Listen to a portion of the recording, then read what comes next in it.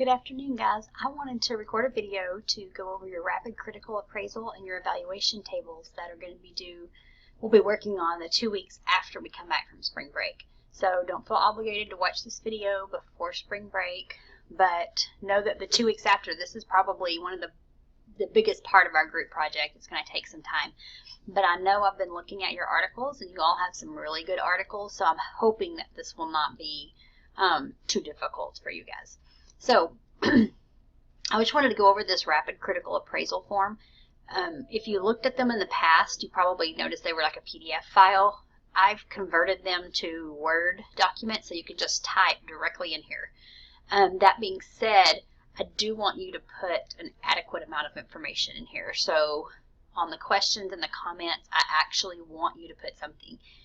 If not, we may end up having to do papers on these, and that's not what anybody wants. So I try to keep it simple and keep you from having to write a paper about each one of these just by filling in the information, but you have to actually fill in the information and do the work.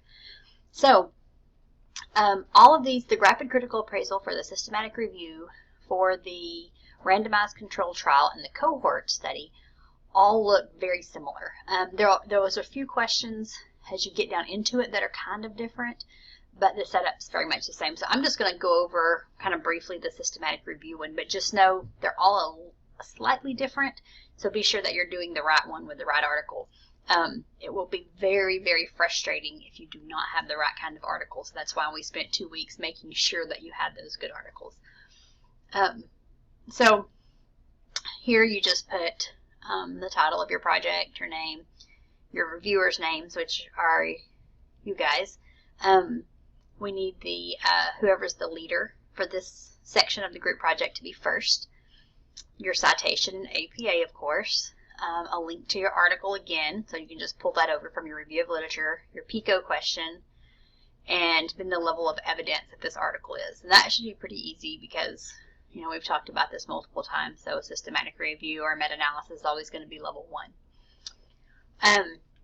Then you'll go into just kind of describing your study, describing the design, how it was set up, and describing the sample. Then you'll get into the questions. There's a section of questions about the validity. So are the results of the study valid? And you'll just read through each question, answer yes, no, or unknown, and then comment or answer the follow-up questions about it to kind of help guide you in understanding if this is a good study, if it's a valid study. So there's several validity questions, and then we get to reliability. So are these valid study results important? So reliability is does it matter? What does it matter? So we want to see why it's reliable. And then applicability and transferability. Can I apply these valid, important study results? So, you know, if you have this awesome study that has all these great results, but you can't apply it to your clinical setting, if it doesn't help you with what you're doing or answer a question that you need answered, then why do it? So that's what this is asking. Can you use it? And then from all of that data that you've collected and answered there, you're going to determine the strength of your study.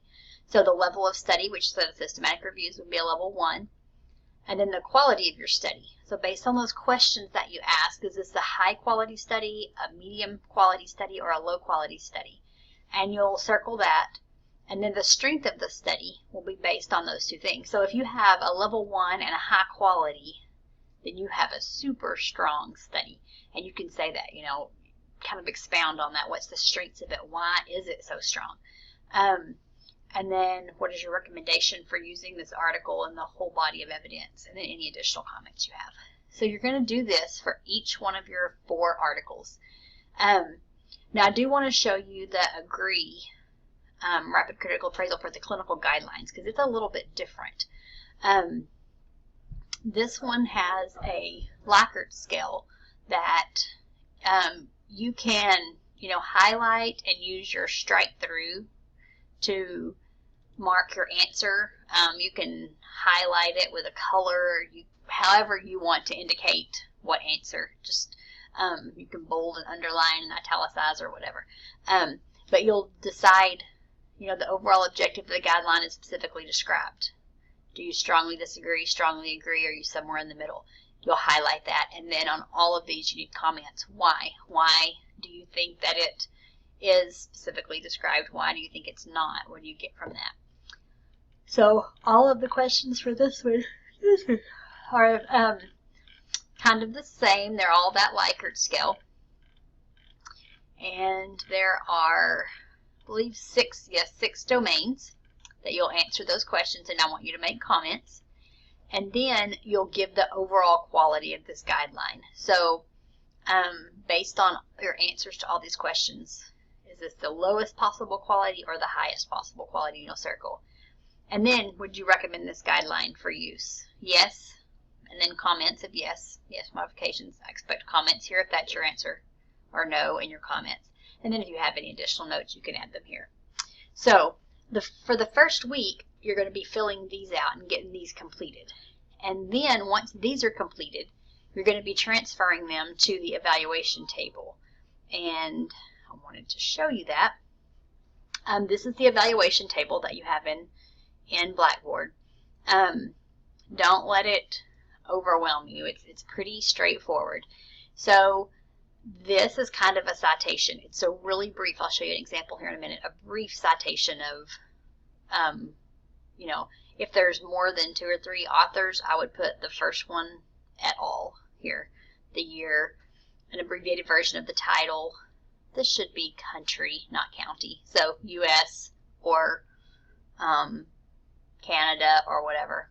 So that'll be the country of where the article was done and if there was any funding sources for it.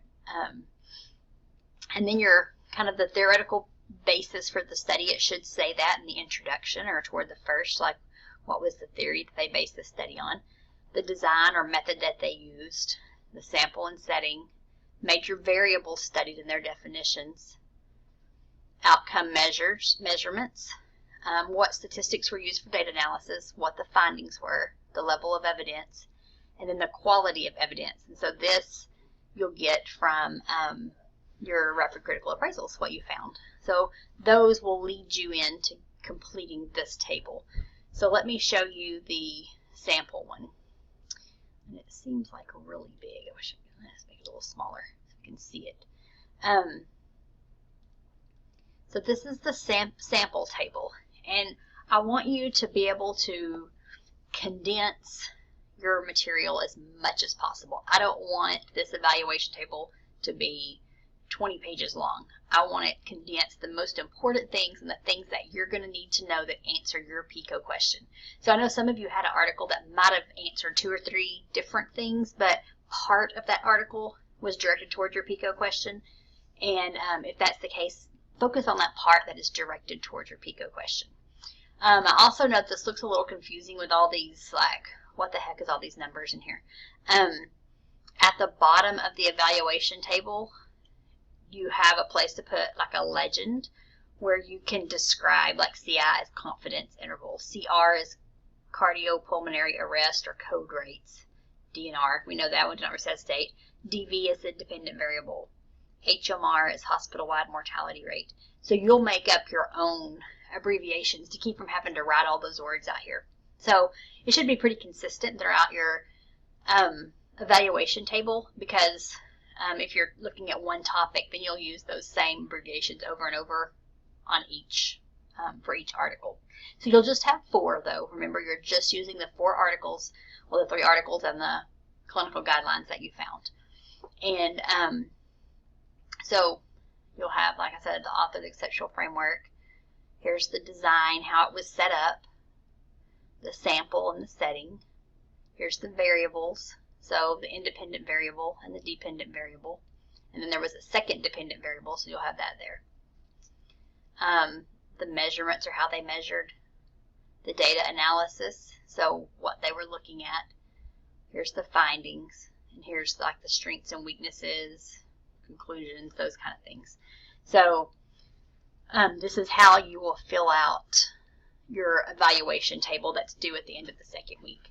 From these 2 documents, your critical appraisal and your evaluation table, then we'll move into the next 2 weeks where you synthesize that evidence and really give yourself kind of a pictorial view of what this looks like. So it's not, the synthesis tables look a little confusing, But once you have it in this form, it's easy to transfer it over that. This is what it's supposed to look like. So anyway, as you guys know, if you have any questions, same with the rapid critical appraisals and the evaluation table. You have due dates posted on Blackboard of when you can send me your first draft. If you will get your first draft to me by the due date, I will be happy to look it over and give you my very best feedback on what to fix and what to change so that you can all do wonderful on this assignment. So be sure and take advantage of that, please. And as with the other assignments, for your first draft that you want me to review, I would prefer that you email that to me. And then when you get it to your final draft and you're ready to submit it for a grade, that's when you put it on Blackboard. All right, if you guys have any questions, again, like I said, please feel free to contact me.